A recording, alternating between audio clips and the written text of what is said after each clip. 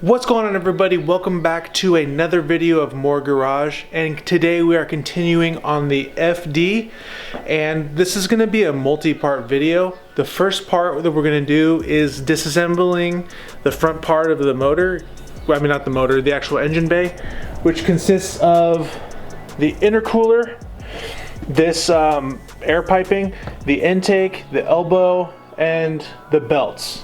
So in this part one, we are going to go ahead and change the belts on the FD, which I'm going to show you guys how to do, because the belts on this car do need to be changed from when I got the car. At Right Hand Drive Specialties, they changed out the belts, but A, they put on the wrong belt, B, they tensioned them wrong. So the main belt has shredded itself, so we need to take care of that.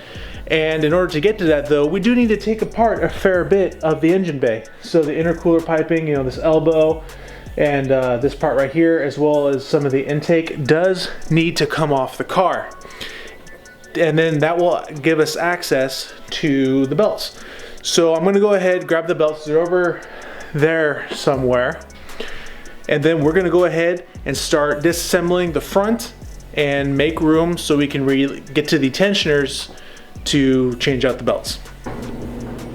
Now I know what you guys might be asking yourself, didn't you remove a little bit too much to get to the belts? The answer to that is yes, I did. Now the reason being is all this stuff right here is going to be filled with absolutely brand new things that are in these boxes right here. But besides that point, what we need to do is loosen these belts. Now the one that we need to direly replace is this one right here, the main one that runs off the alternator.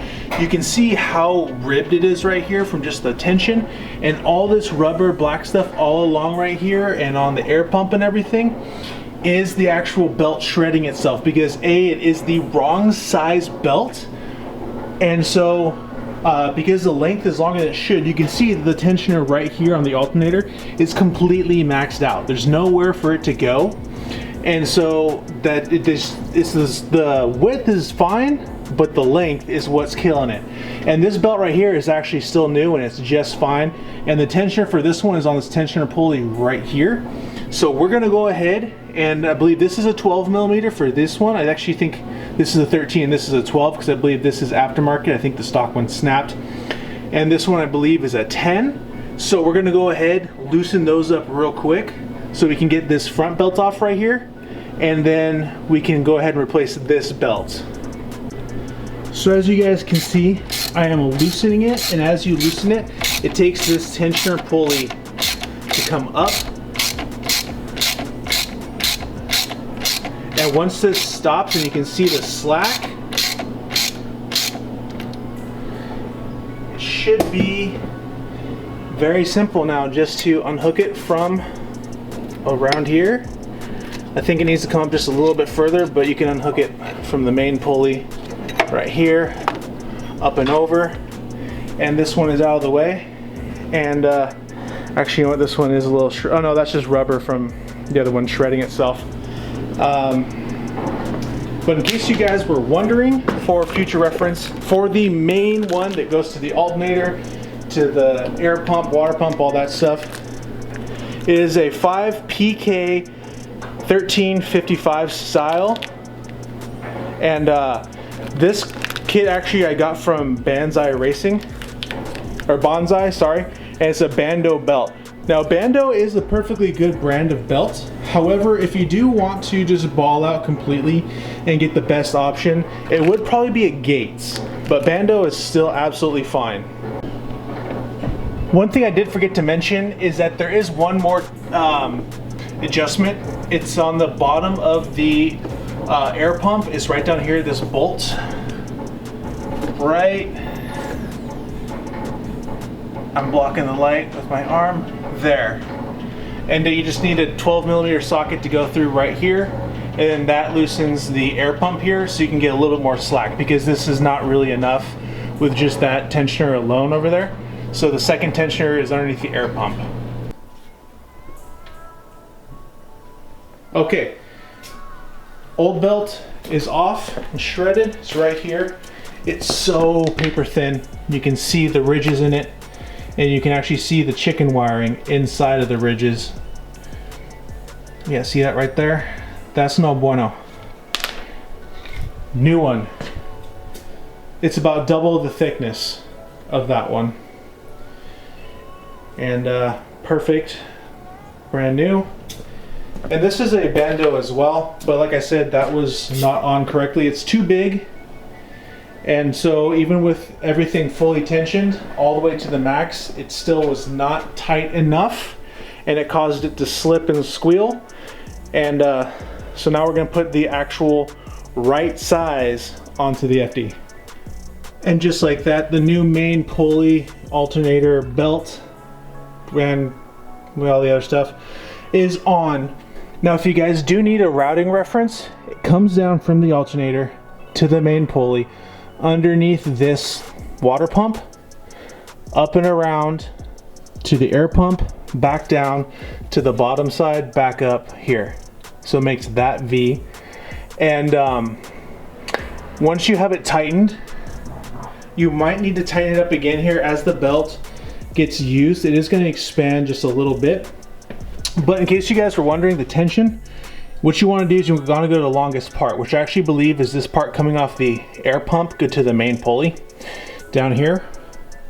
And you want to make sure they can move about 3/8 to a 1/2 inch one way, 3/8 to a 1/2 inch the other way.